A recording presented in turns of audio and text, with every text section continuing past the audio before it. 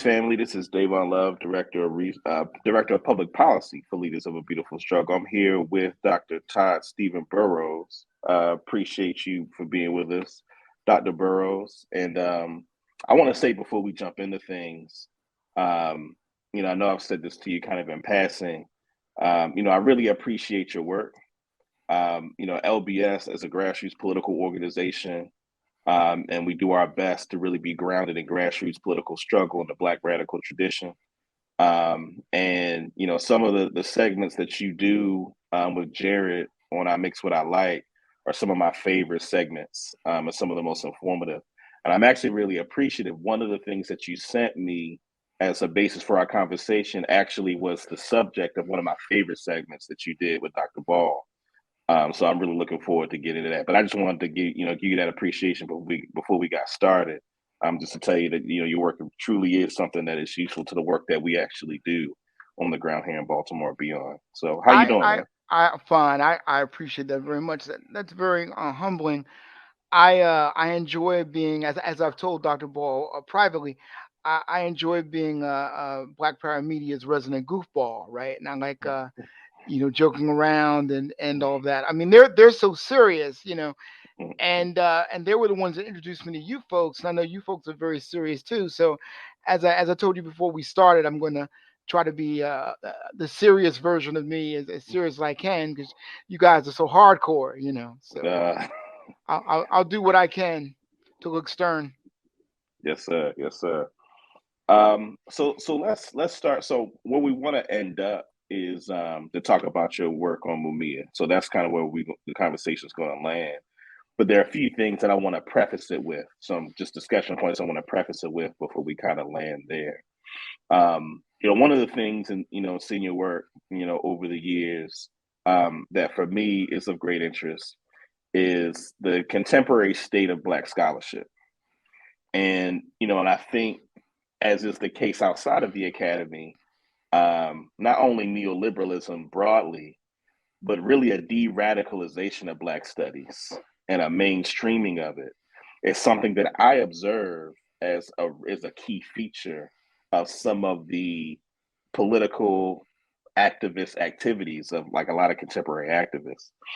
Um, so if we take black studies, contemporary Black studies, we know that Black scholarly activity as fuel for political activity is something that's been done for centuries, but Black studies in its contemporary context and kind of it being it's in its inception, intent to really connect the community to institutions that do scholarly work in service of the community, which is distinct from the way that universities ended up absorbing Black studies.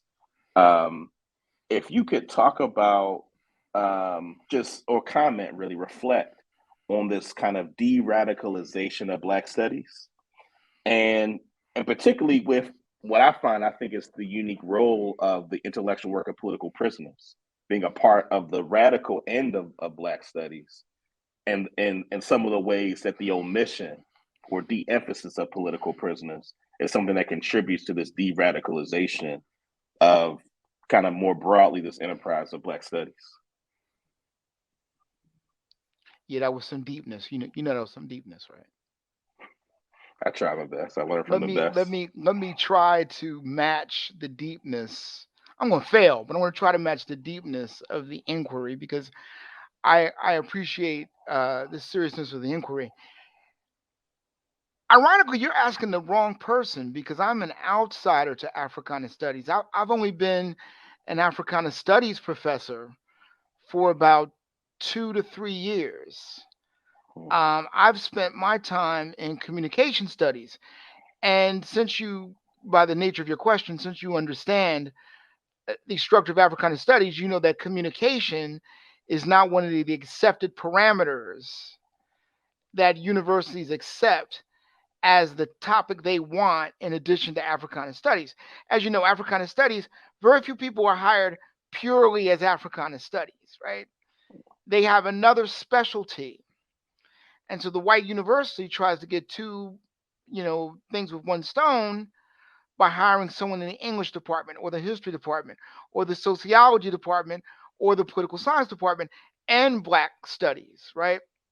So I'm an outsider. I've only been an adjunct in Africana studies because, again, I don't fit the established parameter. Communications is not an established parameter of Africana studies. Now, we can have a discussion about why that is, but it would be a very simple discussion.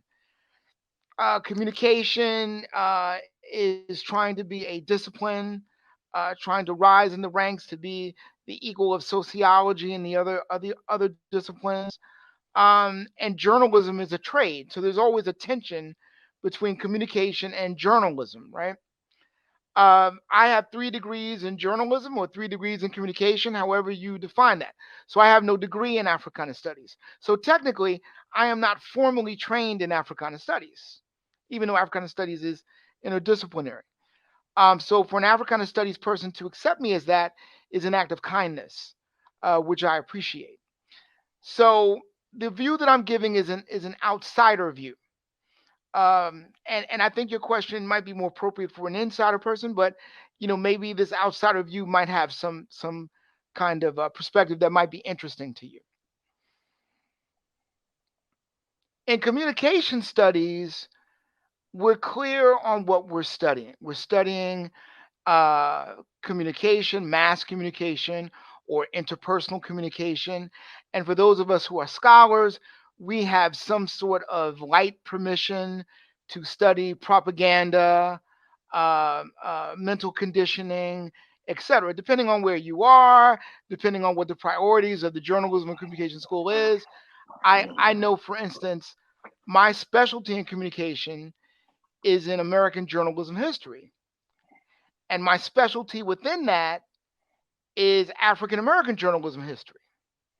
Now, nobody in journalism schools in 2022 wants either of those topics. History has been, I'm talking about all history, white journalism history, has become a component of other studies, introductory studies. So it's no longer its own respective interest within the body. And African American journalism history is such a specialty thing that it's almost ridiculous to bring it up in terms of scholarly context. What people want in journalism and communication studies now is new media. They want to talk about Twitter, Facebook, Instagram, TikTok. Why? Because they want to study the mental processes of the construction of those things and how those things program people. Now, why do communication schools do that? Well, as Dr. Jared Ball will tell you, who's done extensive research and reading on this, it's always been done from at least World War II up for the purposes of propaganda, brainwashing, and indoctrination of capitalism. So communication schools are well funded because they serve capitalism. The journalism piece provides well-trained, ready-trained people for journalism jobs. And these scholars study propaganda, technology, etc. Why? So that they can help the capitalist industries help develop now demassified media, but now a worldwide media ecosystem. And why do these journalism schools exist? Because they're funded. Who funds them? Well, first newspapers and radio and television foundations funded them because they wanted the training. But now they can get their funding directly from the government and other agencies because the government and other agencies want these kinds of studies. So I'm an outcast not only from Africana studies, but I'm an outcast from communication studies as well. So I have an outsider perspective. So now that I've given a very tangential, parochial outline of my own discipline and my own concentration and specialties, now let me turn to what I've learned very tangentially about Africana studies. I thought communication people were cowardly. But see, communication people have accepted their role in capitalism. So they're not pretending to be something they're not. So people who teach journalism, people who do the scholarly stuff, they're not pretending to be against capitalism. They're not pretending to be against the status quo. So they've accepted who they are, and they accept that they're a cog in the wheel, and they accept that and choose to believe that what they're doing is making humanity better by producing very good journalists. And maybe they're right. Journalists do very good things on a good day. I love the fact that it was The Intercept, or it was Vox, some media institution. They found out that St. Jude's, the hospital St. Jude's, right, with the kids. Like, who could ever say anything negative, right, about St. Jude's, right? I mean, you're watching those commercials, them little kids crying and all that, right? And I love Margot Thomas. I just finished binging watching That Girl, her show from the '60s, right? Well, one of these media institutions found out that St. Jude's technically did not charge anybody and gave housing and food and all of that. But you know what they found out? They found out they were doing the minimum of that. And yet they were hoarding $300 million. So they were helping these parents and everything of these kids, but only for like 2 weeks. They were giving food and shelter, but only for 2-3 weeks. And then they was back in their cars while they were hoarding all of this money. And once they exposed that, once the media institutes exposed that, St. Jude changed their policies. Now, if you are not a revolutionary, you say that is part of American progress. That's why we need freedom of the press. That's why freedom of the press exists, to expose wrongdoing so that reforms can take place and society can be better, right? So on a good day, that's what journalism does, right? But to a revolutionary, to a radical, of which I am not, I'm just somebody who believes in those perspectives, and I believe that those perspectives are legitimate. But with someone coming from that perspective, all they see is, okay, that's minimal change, right?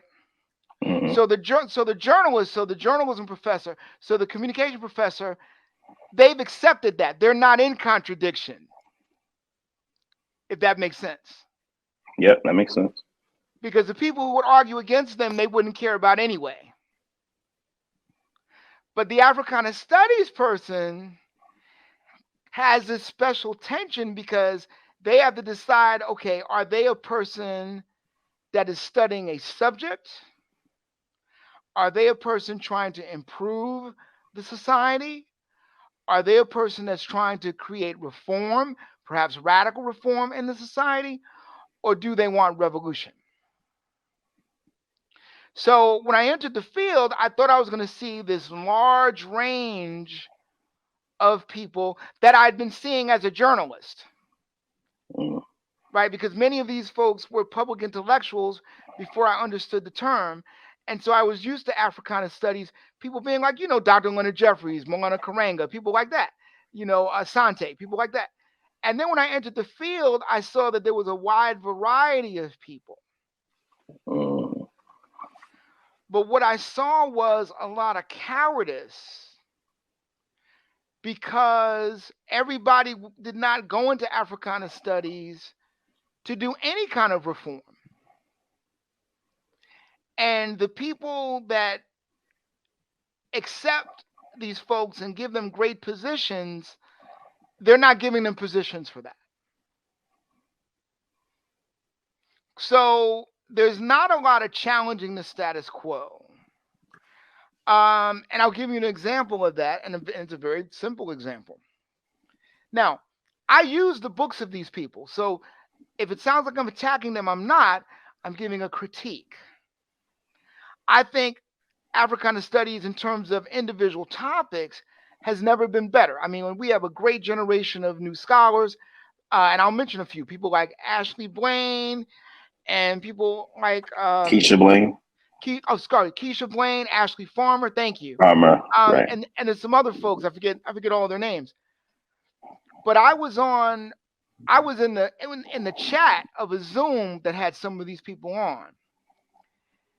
And they were talking about, this amazing idea that maybe Reagan was at the start of this kind of craziness that we're dealing with now. I mean, in other words, they were trying to analyze society but they kept stopping short of the Black radical tradition. And I just had to point blank ask, I'm in the chat, I'm an outsider, so I'm in my normal role. So I asked the moderator to ask them, why do all y'all keep stopping with that?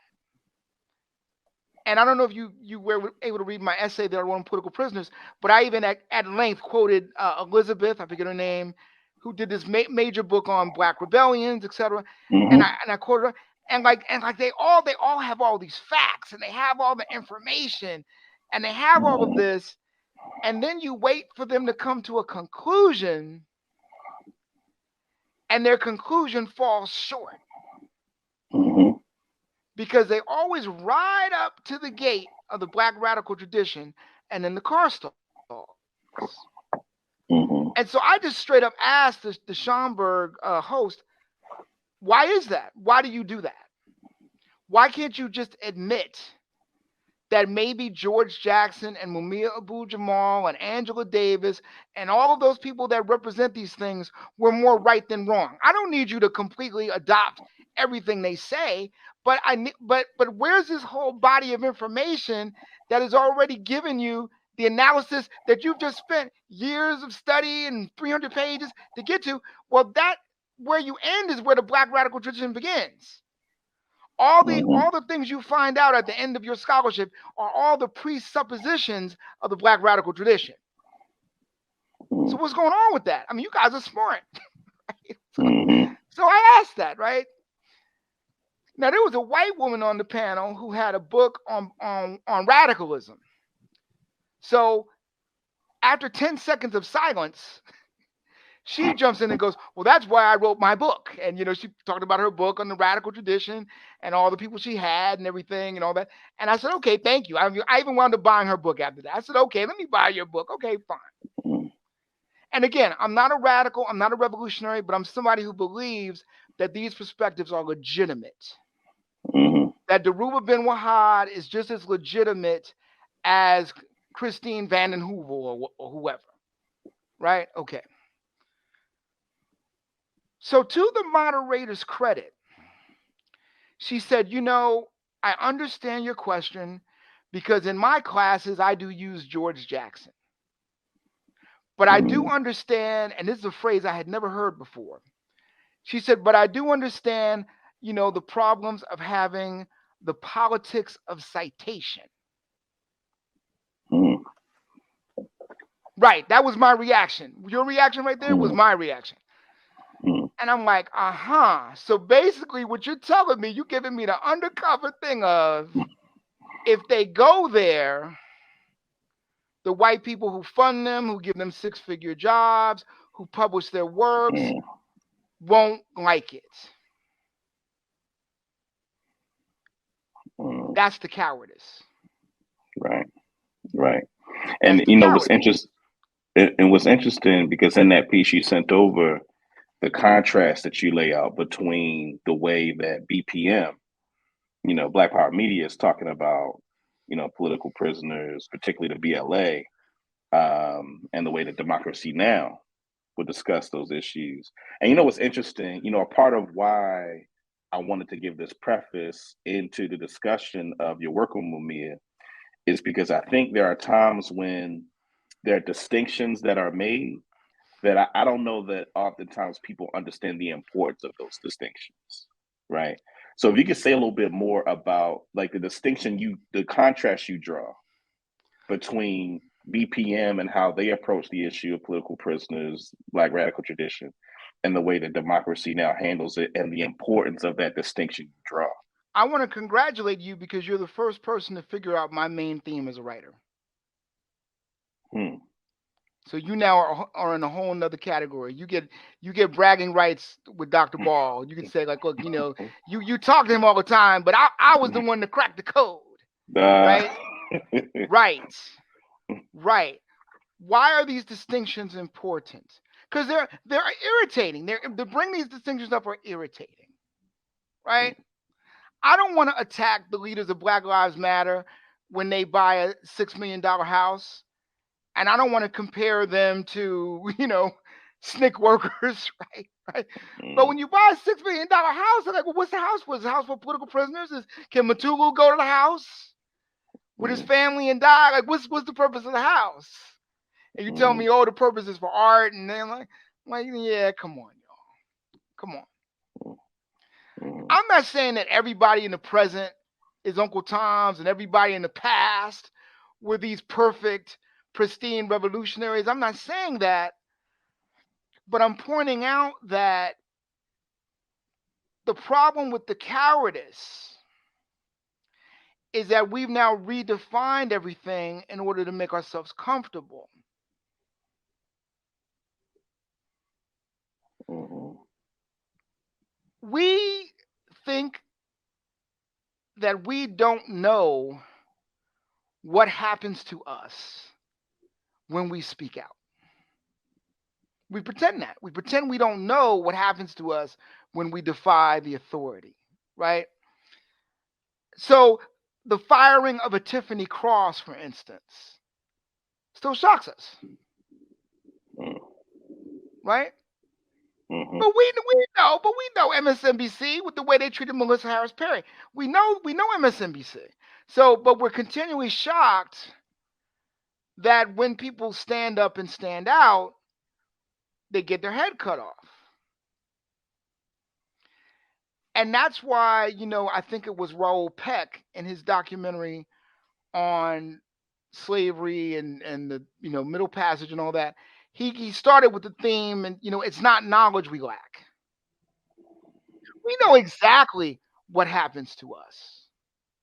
That's why, when we look at the George Floyd incident from the other side, remember there was another camera in the street mm, who was taking a picture of the people on the sidewalk. Remember that? And you had the white woman EMT. She was so upset. And you saw the sister who we're praising all the time, which we should praise for being that young and that brave, doing that. My hand would have shook all over the place, shaking that. She stood right there, standing strong, right? Recording. We saw her. We saw everybody, right? We saw people frustrated in the street. And I'm sitting here thinking, so we forgot how to throw a rock, huh? mhm, In the 60s, somebody would just pick up a brick and thrown it. mm, Chauvin would have gotten off George Floyd would have been alive. And a whole bunch of black people who have funding now would not have that funding. mm. Can I be honest with you? Yes, sir. So the people at that corner knew the consequences of throwing the brick. They didn't have to know who Mumia was or who Mutulu was. They didn't have to know. Like they don't know details. And see, we think, oh, if we just give them a bunch of details, they'll be conscious. No, they don't need the details because they know they can't throw a brick Mm, at the cop. Why? Because they kill them or put them in jail for 20 years. Assaulting a police officer, starting a riot. We all. I mean, it's all intrinsic. It's in our genetics now. The fear, it's there, and we also make the mistake in thinking that other groups of people don't understand this dynamic either. And I don't know why we do that either, because if when you see my segments with Dr. Ball, you see I'm always joking about comics and stuff like that. Okay, one of the things I mentioned to him was this new Star Wars show. I don't know if you watch Star. You seem like a serious black man. You probably don't watch a Star Wars show. You're like a very serious black man, mm, so you probably don't watch this show called Star Wars Andor. But I wish you should, and I wish you could, and I wish you would use it in your political education classes. You'd get a lot of young people if you said we're talking about Star Wars.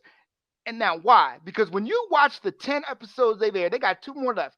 When you watch the 10 episodes they've aired, that whole show, which is a prequel to Star Wars Rogue One, where you have two people in there who are in the revolution and they die at the end of the film, right? So we're watching a dying man. We're watching how a dying man goes from no political consciousness to political consciousness. That's what this show is about. This show is about Malcolm X's statement that if you knew what a revolution was, you wouldn't say you're in one. Because Star Wars Andor is about the price of revolution that we don't want to talk about. And Stellan Skarsgård does this monologue at the end of the last episode. People are going to be using this monologue to get jobs acting. I've heard geek commentators compare it to Shakespeare or whatever. And it's all about, and it's about somebody made the mistake of asking him, well, what have you sacrificed for the revolution?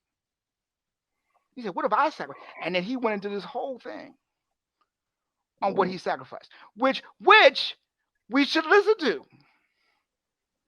So the fiction, the popular fiction, is replete with all the material on human suffering and the response to it, all of the responses to it, including the so-called violent response that they so-called are against. Right? And I say so-called violent because there's this thing called so-called nonviolence, right? which pretends it's not violence, right? Now you know what I mean by that. You're very sophisticated. You know what I mean by that. You know I mean that you have one idea of violence, right? Well, we need the violent overthrow of the system, right? Then you have this other idea that says we need to cause violence and make the society so disruptive that they can't function, and then we can go in and get the reforms we need. That's nonviolence. And I say that as a former Martin Luther King scholar at Seton Hall University. I say that as someone who's read every biography of Martin Luther King since his death, starting with David Levering Lewis's in 1968. So it's not like there's no party that doesn't understand the dynamic. It's just that we're afraid. This is the new thing. We're afraid. Because in the 60s, whoever threw that brick had absolutely nothing to lose. Living in substandard housing, not getting an education, not having a future for their children. That person has nothing to lose by throwing the brick. But everybody at that corner had something to lose by throwing the brick. So they couldn't throw the brick. It's the fear that's different. It's, again, Raoul Peck. It's not knowledge we lack. So we're in a dilemma. Because, see, I just finished reading a book called Meme Wars. I have it right here. I'm going to pull it out. There's this book, and I learned about this book from Democracy Now! See this book right here? Meme Wars. Written by two scholars and a journalist. What is it about? It's about how we got into this situation with January 6th. And their argument is that the media ecosystem, the underground one, Reddit and all of this stuff, it got to develop, it got to fester, and then thanks to Trump, it got mainstreamed. Now, guess where they learned all that from? They learned all that from us, from Occupy. There's not one of our movements that they have not studied in detail. They studied Occupy, the success, the failure, how people communicated, and said, we're going to replicate that.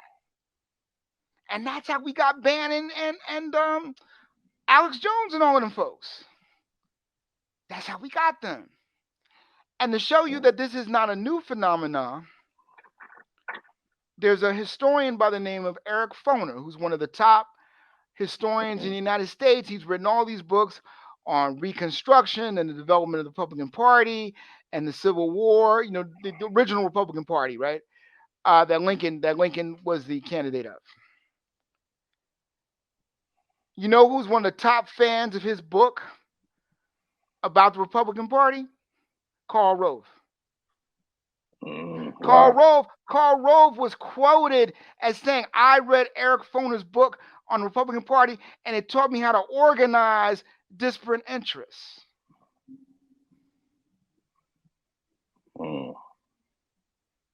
They're using their information and they're using our information. So, ironically, while they ban our information across the country, they have studied it, taken what is useful of it, and used it for their own movement because they are not afraid. And so, would you say that, like, in terms of the distinction between BPM and Democracy Now, how they talk about political prisoners, that you would really describe the distinction being that Democracy Now, those folks, that audience, have things to lose. That these are folks that have essentially capitulated to the fear that I would, and paraphrasing what you just laid out, it's kind of ubiquitous at this point. Well, Democracy Now has capitulated to the money they now have. Democracy Now, when Democracy Now came out, it was only just a little bit less radical than BPM. I was in Democracy Now when it came out in 1996. And if Mumia sneezed, he was on. Okay. In my not yet published book on Mumia, I talk about all the time Democracy Now caught hell from airing Mumia, caught hell for interviewing Mumia, and dealing with political prisoners. Political prisoners was one of the top 15 topics. But that was $3 million ago. Now I can't tell the difference between Democracy Now and MSNBC. They have the same roster. What Amy Goodman would say is, well, MSNBC got smart. I would say, no, what happened is y'all went mainstream. And clearly the majority of their funding is from the environmental folks. And I don't blame the environmental folks. We need somebody to talk about the environment every day. It was 70 degrees here today in Newark, New Jersey. It's mid-November. That's disturbing. So ironically, we need Democracy Now to talk about this every day. But Democracy Now has radically changed from its first few years. So when I compare BPM to Democracy Now, I'm comparing BPM to the current Democracy Now, not the original Democracy Now.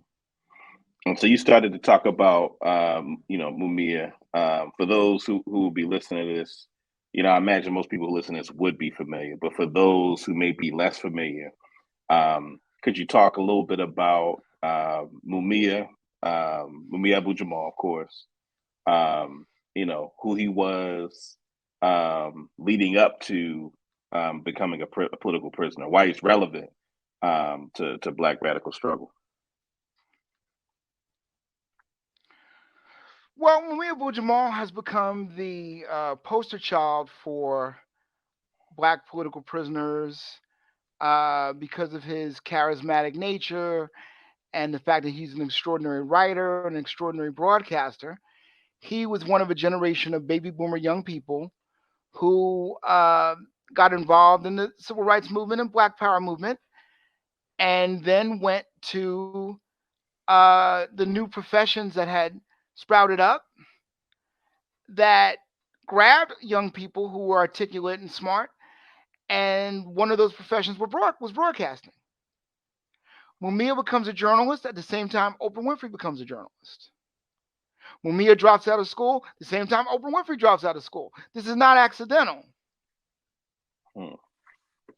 Whole new opportunities were being born. So Oprah's 19 years old doing a newscast. TV newscast. Local TV newscast is a brand new thing.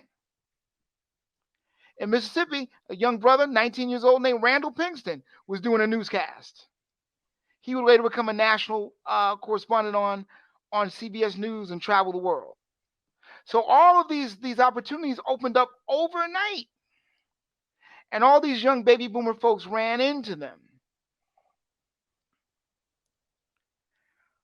One of those opportunities happened as a result of our struggle.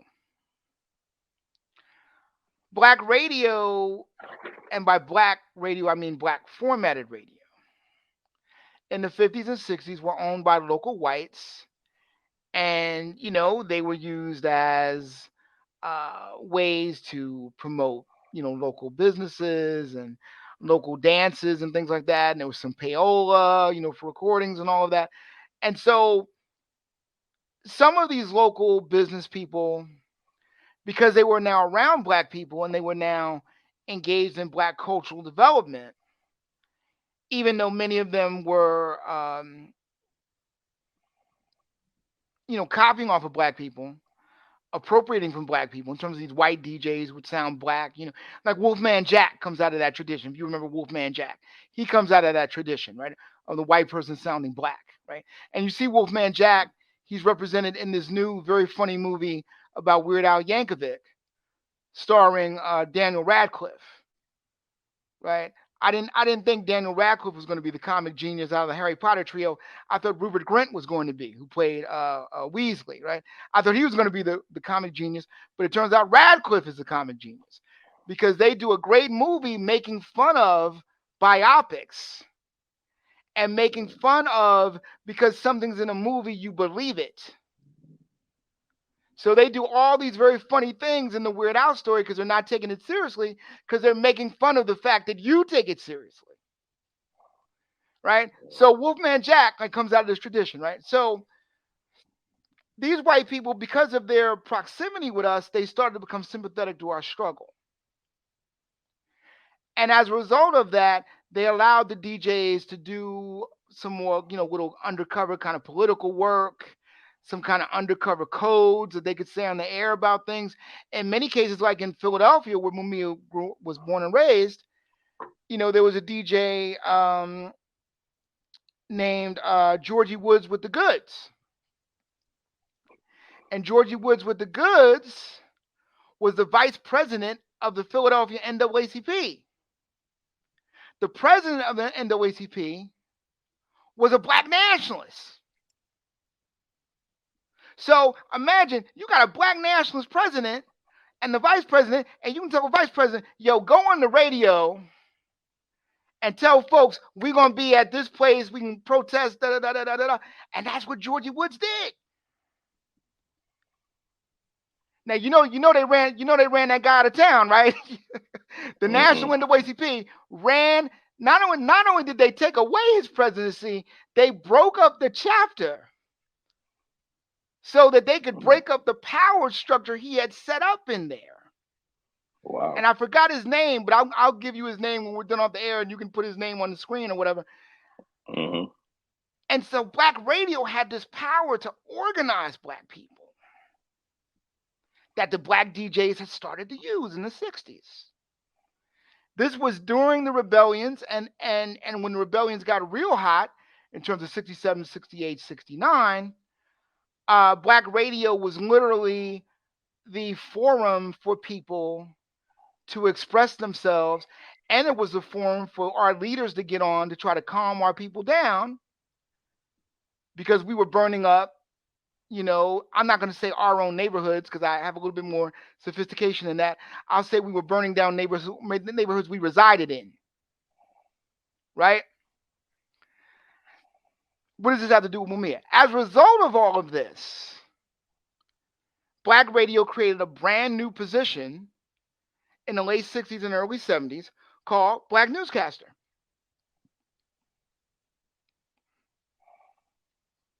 So they were paying young Black people to go around the Black community, find out what was going on, come back to the radio station, and put it on the radio.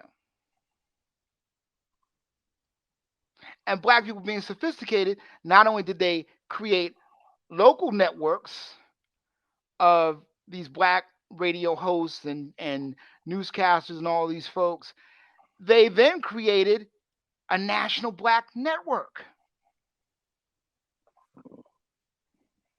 So when I was a child growing up in the early 70s, all I knew was our AM radio with our local Black radio host who we would see in the Black community. And there was this thing called NBN News would come on, and that was the national Black news. And all the Black radio folks from all these different small stations would contribute to the national newscast. And I bet you can guess who the Philadelphia representative was Mumia. So we're talking about an incubator. We're talking about black people having control over their own communities. Why? Because they controlled information about their communities, so they knew what was going on in their communities, so they could respond and develop within their communities. And they used, like true revolutionaries, guys, you know, revolutionary, first thing you take down or take over is radio station. Mm-hmm. So we had the radio stations. Mm-hmm. But what happened? Capitalism. Stations were bought by conglomerates. They implemented something called the Drake format that they translated into programming as more music, less talk. That's how that began. Mm-hmm. So Yeah, that Mumia, background. so Oh, go Mumia ahead. Go ahead. is ousted from this environment. He does NPR too, by the way. He does NPR. He's on the same station that Terry Gross comes out of with Fresh Air, and he does that, but he doesn't fit into this corporate environment. Now, there's a lot of mythology about Mumia getting kicked off the radio because he recorded on police brutality and because he talked to Move and all that. That's a lot of mythology. I don't like mythology as a biographer, so I have to tell the truth as a biographer. So Mm-hmm. I'm going to give you the truthful version of what happened to Mumia on the radio. Mumia would not fit into the corporate environment. They gave him a tryout on the local television news. He was interviewing Dr. J on the local television news. He had a covering, or he had a hat on his head because he couldn't have his dreadlocks be on TV. But Mumia could have been in local TV news making six figures or the equivalent of it, but he wouldn't conform. He was independent. He had that Panther mentality. He was independent. He was decolonized. Yes, he interviewed Move when nobody else would. Correct. Yes, he did do stories on police brutality. Big deal. So did a whole bunch of other people. He's not in jail because he recorded on police brutality. He's in jail because he went into a glove compartment, pulled out a gun, and ran across the street with it to confront somebody who was clearly designed to be an enemy to at least his brother, if not everybody else. That's why he's in jail. Not this And mythology just bullshit. Okay? and I'm glad you. So Mumia, he gets kicked off the radio because he becomes such a follower of John Africa, he can't talk about anything else. And that's why he gets kicked off the radio. He falls in love with Move the way he falls in love with the Panthers. And so he gets kicked off the radio, has to do freelancing, gets a job as a cabbie, carries a gun with him because that's a dangerous job as a cabbie at night in the urban area. And that's when he sees his brother getting accosted by a police officer. So he gets into the glove compartment, pulls out his gun, and crosses the street. And what happens after that? Well, I wasn't there. There are whole books on what happened right after Mm-hmm. that. And anybody wants to read those books, they can go to Amazon.com. They can read all the books about what happened there. But that gives you kind of an outline of who Mumia is. And so he brings all of that, the Panther, the radio broadcasting, the skill, the intelligence, the reading, and all that. He brings all of that to jail. And some white people discover him and realize this is the greatest anti death penalty person we could ever use. And then he becomes an international phenomenon with a book contract, a top agent, etc. All provided by whites, but Move was at the beginning of it to introduce the whites to him. So if it wasn't for Pam Africa, Mumia would have been dead a long time ago. Pam and Ramona, they're the only reason he's alive. Because they kept him alive and they introduced him to the white people who then set up the apparatus, the communication apparatus, to get him up there. And my book that I haven't published yet is about that. That's the story I tell.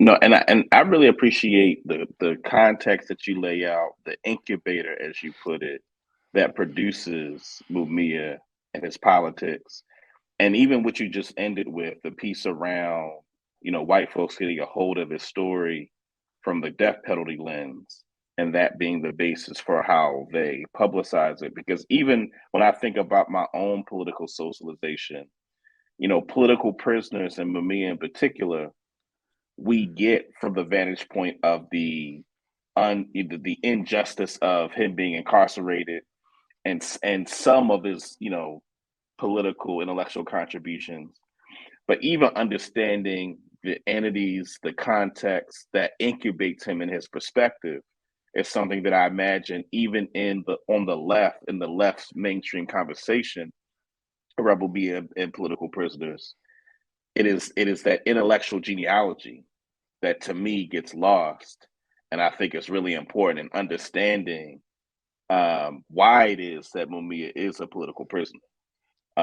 So I really appreciate, Well, I mean just like the that context you genealogy laid out. is that genealogy is complex because you have to understand a lot of things about the black struggle. So, for instance, let me give you an example about Mumia's behavior at his trial, something I've been very critical of, right?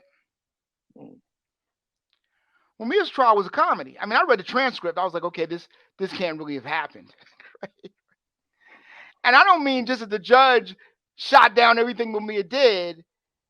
It's how Mumia started to be engaged in the process, saw he was being set up, and instead of going to the black community and saying, I'm being set up, get me some top lawyers, which he could have gotten because they were fundraising for him, he instead turns to John Africa. And then the trial becomes, I want John Africa to represent me. Well, John Africa doesn't have a law license, so he can't represent. And then that whole thing, and then he keeps going around and around with that. And I'm reading this going, okay, Mumia's a smart guy. Why is he acting like a damn fool here? Why is he acting like an idiot here? And I first think in mainstream ways and going, okay, this is ridiculous. And then I had to go, no, okay, he's a revolutionary. So let's think in revolutionary terms. Why is he doing this? Well, he's doing this why? Because he watched John Africa get off a felony charge by representing himself. And he loves John Africa and he loves Move. But why else but he might be acting the fool? Because this thing is set up for him to get the death penalty anyway. So he's trying to disrupt the trial and throw the trial into chaos so that no matter what happens, people can see that this is a travesty of justice and maybe he could get some appeal down the line.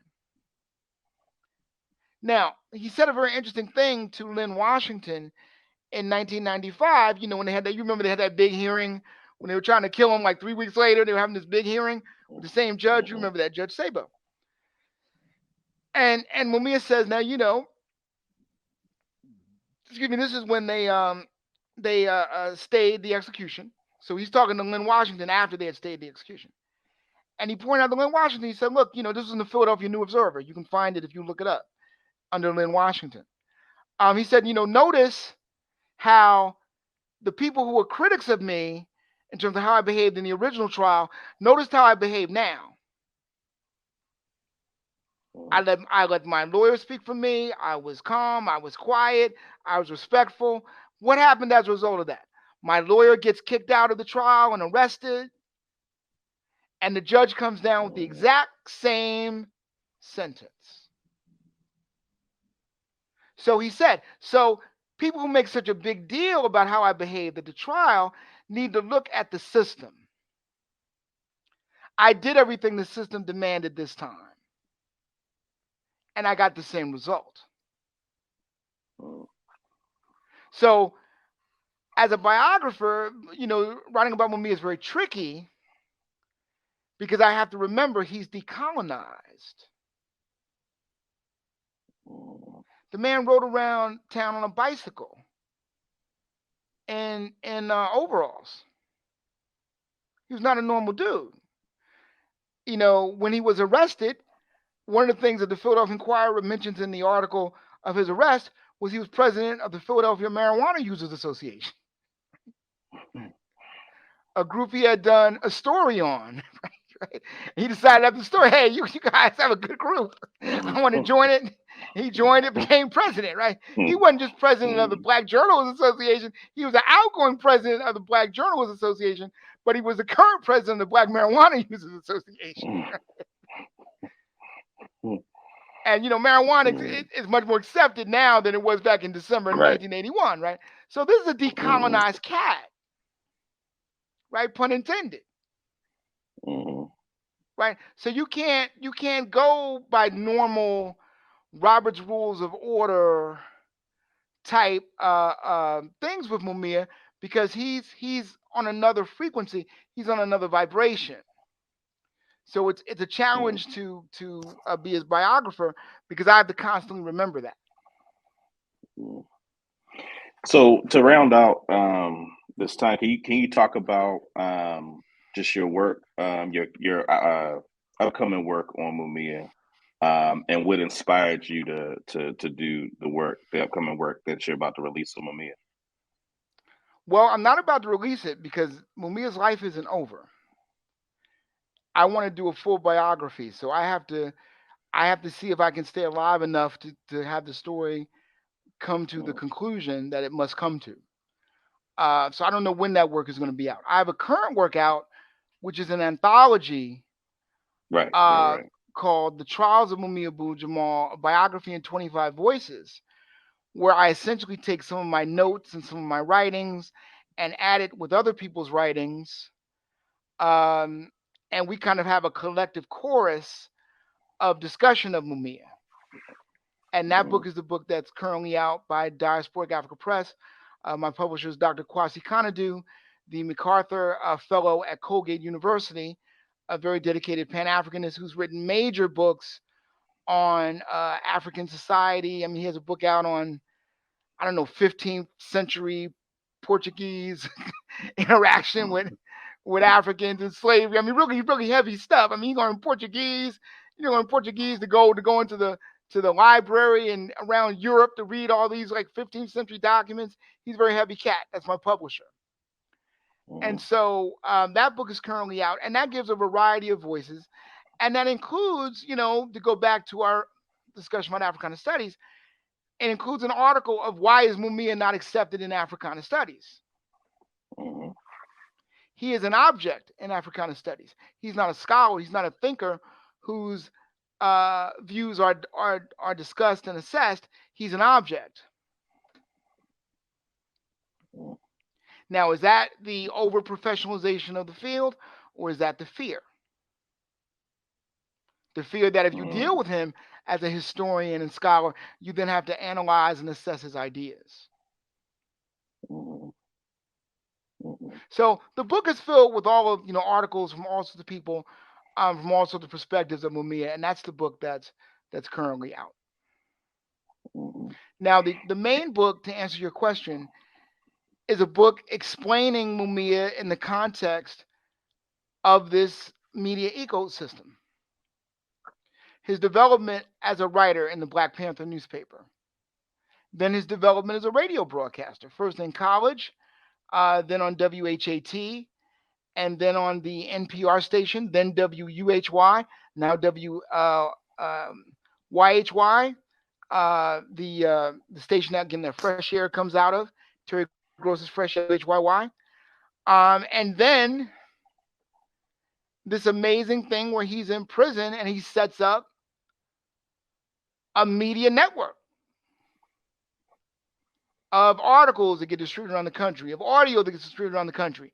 He starts doing speeches. He starts doing all sorts of things. He calls into Democracy Now! Live, and they pull the authorities pull the phone off they literally pull the phone off the wall.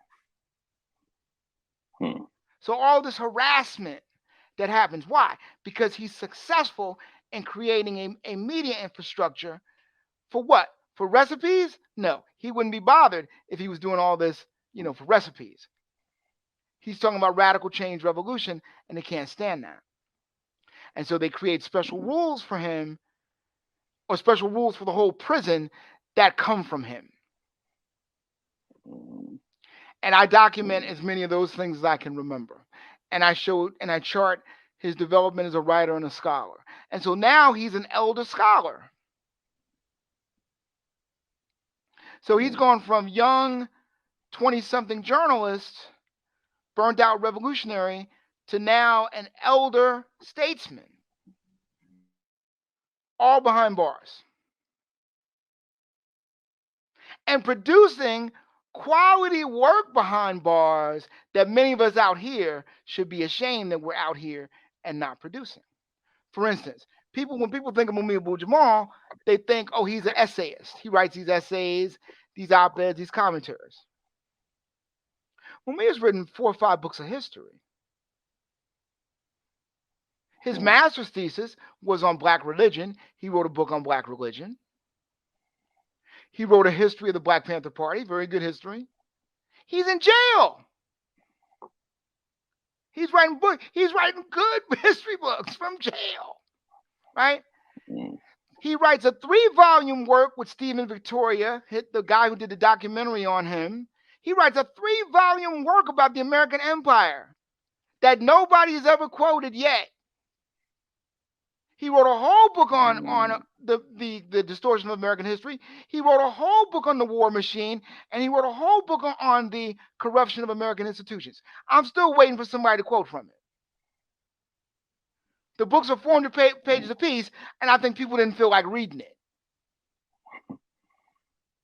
But what if I told you, in addition to all of that, he started the scholarship. He started the scholarship on jailhouse lawyering. He did the first study of jailhouse lawyering in the United States. Well, how did he do that? He had to do interviews. He sent out interview packets, and people filled out the forms and mailed it back to him.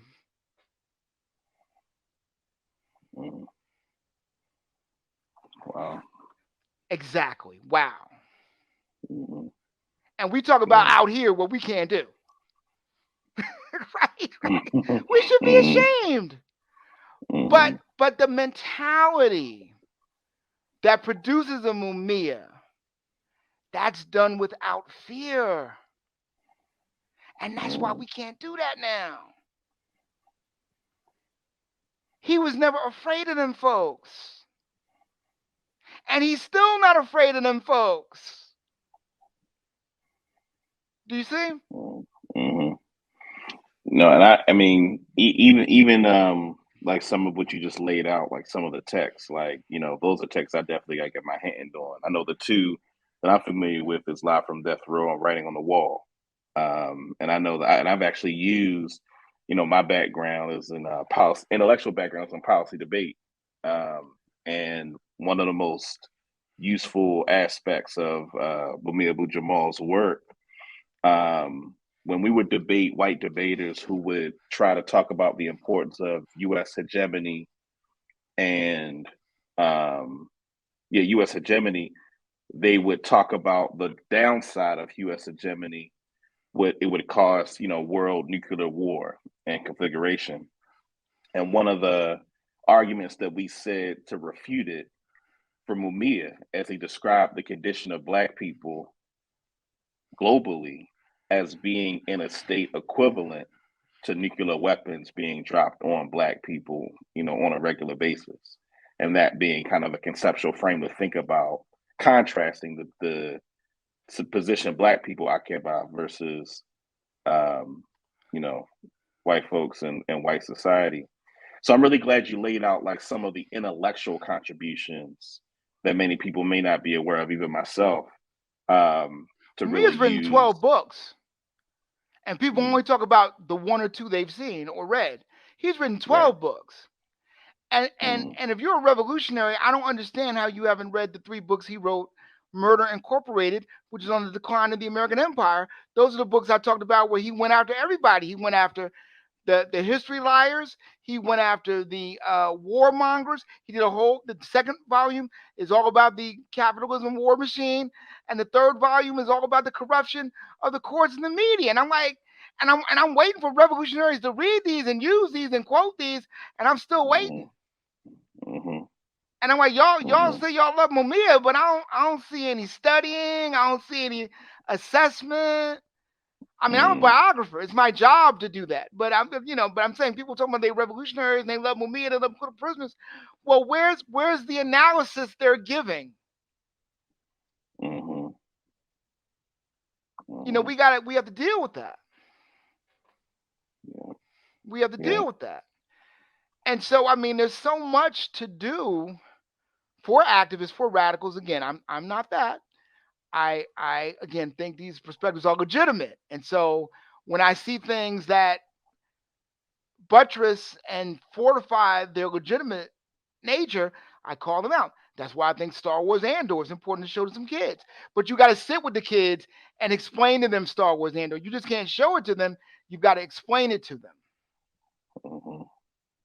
Because when I talked about it in Black Power Media in the chat, people were saying, yeah, the guy was groomed in terms of his beard and all that to look like Stalin. See, I didn't catch that.